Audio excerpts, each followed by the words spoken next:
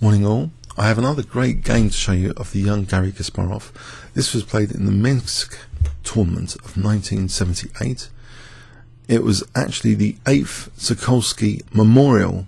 Sokolsky was a player who specialised in 1b4, which is also known as the orangutan, as well as Sokolsky's opening. So, okay, Garry Kasparov playing against Sergei begun, kicked off with d4, and Sergei played d5, c4, e6, fairly standard so far, knight c3, knight f6, and now after knight f3, black plays the Semi-Tarrasch variation. So the Semi-Tarrasch is putting pressure on white's centre with the move c5 here. Kasparov reacts with c takes d5, and now black plays knight takes d5, which is the most common. Black doesn't want a pawn on d5, even though it would have liberated the bishop. This is structurally more secure, but the problem is the c8 bishop at the moment. The most common move here is actually e4. On live book 754 games with e4 and 462 with e3, which is Gary's choice, e3. Black played knight c6. We have bishop d3, bishop e7, fairly standard now, both sides castling. And now there's a concern about the d3 bishop quite often for something like c takes and then knight b4, and I think that's why the most common move here by far is to play the move a3. This would still keep black's bishop, there's some problems developing the black bishop on c8 rather, and but instead we see a rather surprising capture here. Knight takes d5, which develops black's queen for the moment, and now the idea is e4. The queen goes to all the way back to d8, and now d takes c5, and here we're kind of out of the opening phase. Let's add a bit to here. So white stands a little bit better, and I think part of the advantage is the c8 bishop still not quite developed, and it's kind of locked down now with the move e5. This locks down the pawn on e6. There's a slight snag here that black can dynamically equalize in theory, I believe. In the game black played bishop e7, but if this is the central concern, the c8 bishop, perhaps this could be considered, this dynamic continuation, to play knight b4. If the bishop goes to e4, trying to tie black down on the queen side, perhaps black can consider something like this: queen takes, rook takes, and now a very dynamic move, knight d5. So with this pawn sack, this would solve the c8 bishop problem quite radically and give black the bishop here. Maybe it's still slightly better for white, but black's got some good prospects, I believe, here in this position. Instead, we get a radically different game course without knight b4 for the moment. After bishop e7, now white plays queen e2, and it's here we see knight b4. Again, in this position, engines are prompting a3, safeguard the bishop on d3. It seems Kasparov doesn't really care about knight b4 in this game. So this was the second time now, queen e2, where he's inviting this. So it's played, the bishop drops back to b1. And you might think, well, hold on a sec. There's an opportunity now for the black bishop on c8 to come out of the game. And with that, isn't black going to have a nice comfortable position with a knight on d5 potentially? It can come back to d5. So it looks quite rosy for a moment, this position. But the pawn on e5 is a wedge pawn. There is a gaze on the h7 pawn here. So without any defensive knight on f6, this is often much weaker than usual, the h7 pawn. So these things are to be balanced out. But we do see bishop d7, the bishop crawling out now. So in this position, I don't think there's any point trying to pin the bishop now. Just queen c7, and black's okay here, but it's still a little bit dangerous for the king side, the h7 pawn. So instead now we see a3, the knight goes to d5, And h7 is emphasized with queen e4, creating some weaknesses now. How is black going to react to the direct threat of mate? He plays g6, so he's weakening some dark squares. So we see bishop h6, the rook goes to e8. And here, potentially it looks as though black's quite solid actually, with bishop f8 on the cards if needed. Bishop c6, there's a fine looking knight on d5, which can't be attacked that easily. We see now, though, a very, very aggressive move, which I've done quite a bit of engine analysis on this game earlier, and this move is not really mentioned by engines. It's a very human move, which does tap into white's trump cards, basically. Even though black's unravelled on the queen side, this pawn wedge does offer some potential attacking prospects, and the move Kasparov played to emphasise it, the attacking prospects, is to play h4. It is protected by the queen on e4. I think the reason why it's not really favoured by engines, it looks as though the materialistic move in this position, which was played, queen b6, is quite promising to attack b2, and then after that things like knight c3. If instead of queen b6, I mean, there are other ways to try and address kingside issues rather than go for the b2 pawn here. These methods like bishop f8, this should be potentially okay for black if black can avoid getting hacked, but it's still quite dangerous with ideas like queen h4 now after this h5. So this is quite a dangerous position. And another try after h4 is say bishop c6. Again, queen g4. There's this glare of quite a few pieces around the opponent's king here, with h5 being another attacking resource. So it is potentially dangerous. But here, in this continuation after knight b6, this looks as though if we had this position, that black should be able to have a nice defense and quite secure here.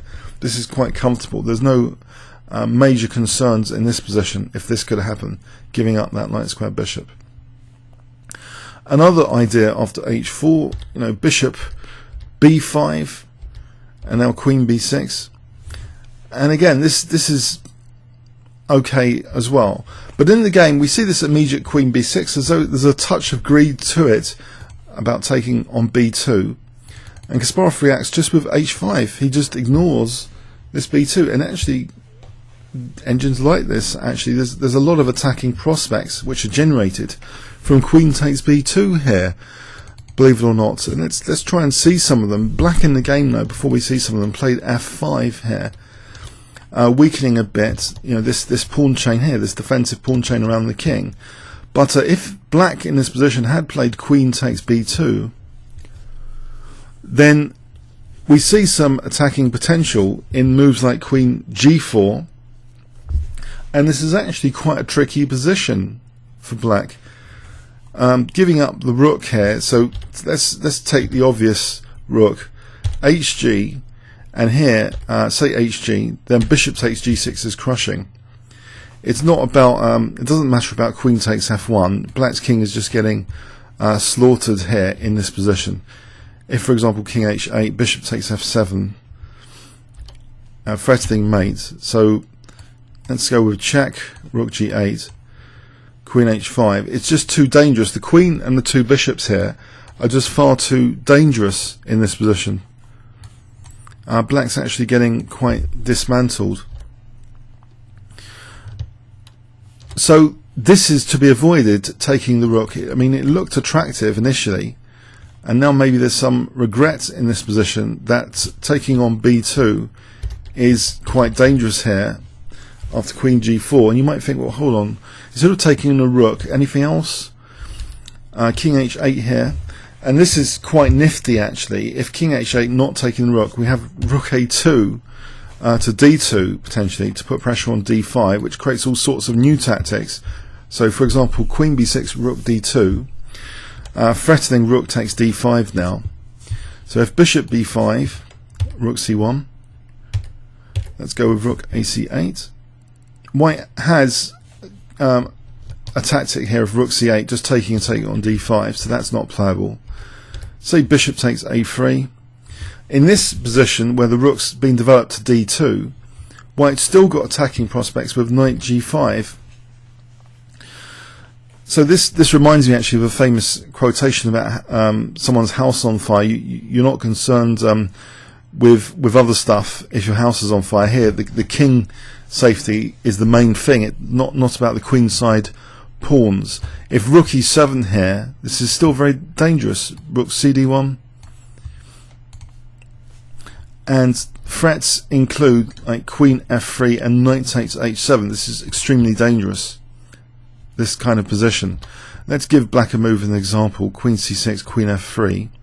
So there's a threat now of rook takes d5 potentially, or just knight takes f7.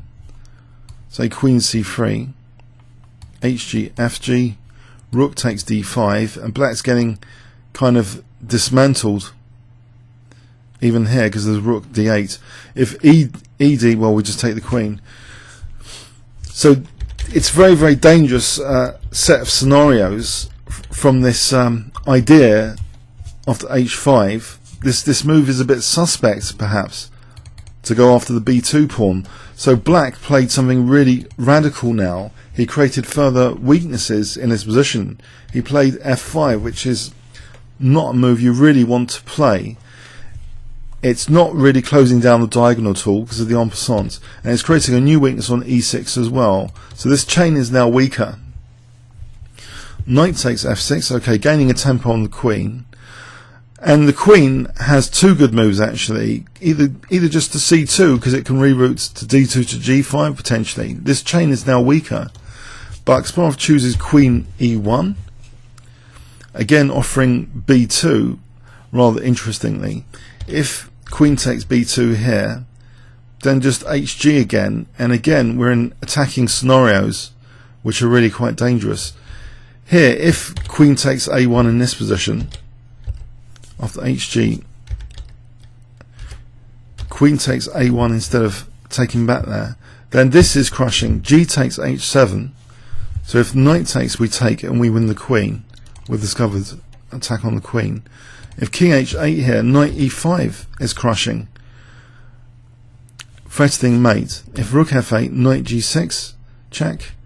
King takes, knight takes e7, and it's just again really bad for black. It's terrible. The king's been torn apart here.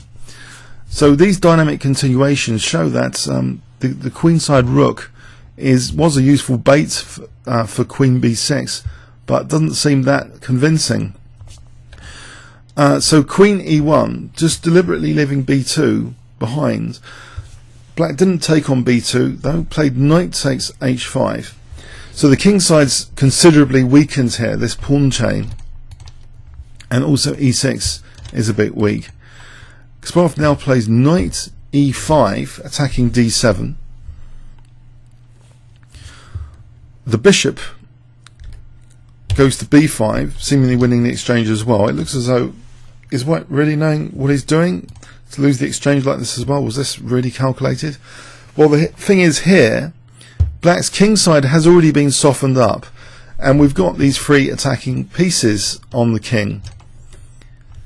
And can you guess what Kasparov now played in this position? If I give you 10 seconds, or you might want to pause the video starting from now. So White to play.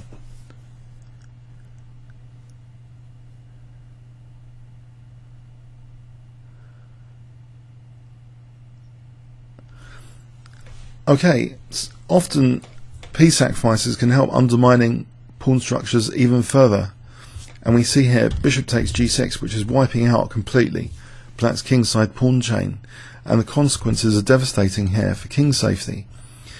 If bishop takes f1, let's have a look at bishop takes f1 first. Then bishop takes h7 is actually a mate in 5, forced mate in 5. If king takes here, queen e4 check. If king takes there, queen g6 is mate. Otherwise, this is mating. So this is pretty dangerous stuff, this bishop takes g6 here threat. So after bishop takes g6, so Black in this position played knight f6, let's have a look at other alternatives though. H takes G is another obvious one to consider. Here there's a very, very nifty move, or two nifty moves, just going to mop up the rest of the chain. Either Queen B1 will do the trick, or Queen E4. Both will do the trick. Let's go with Queen B1 here. How does black actually defend his king? And also the E6 blockade is stopping any connections from the queen side, helping black's king safety here. I mean, in many ways this is a model attacking game. It's showing the power of H4, H5. It looks a bit rather crude, but it was playing on white's trump cards out of the opening, letting black seemingly unravel this bishop, but the king safety is just shot to pieces here. If bishop F8, for example, queen takes, knight G7. Here, there's huge threats like knight G4 on the cards. So what does black actually play? If rook AC8, knight G4, E5, check, black would have to give up the queen, because otherwise he's getting mated on H7. So let's go back to this devastating blow, bishop takes G6. Black tried knight F6. And now white continues brilliantly again. Can you guess the final move of the game if I give you 10 seconds starting from now?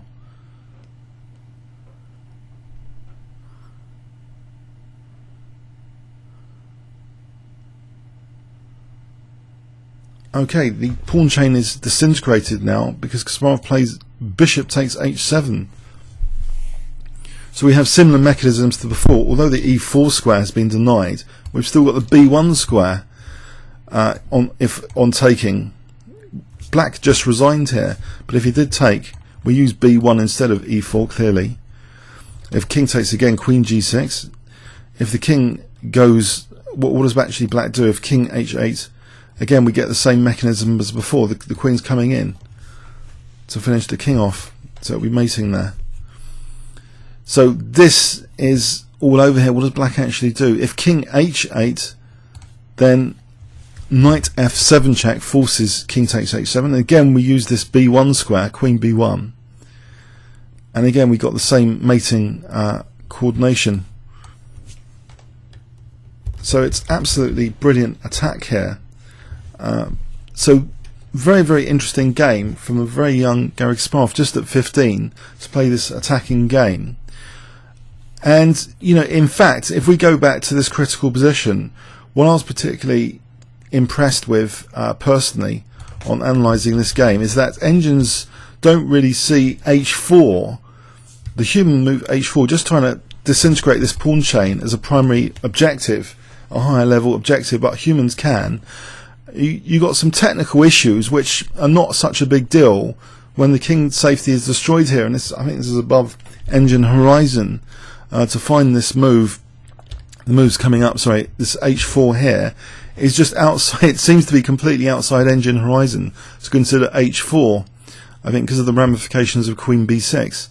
The engine suggestions include, you know, bishop A2, which is away from the pawn chain, or rook D1. So the human thing to destroy pawn chains is something which, you know, even the young Garry Kasparov, you know, that is something very, very special. The attacking talent to just dismantle black's king from this position, kicking off with H4, inviting queen B6. It was a very impressive demolition job. Comments or questions on YouTube? Thanks very much.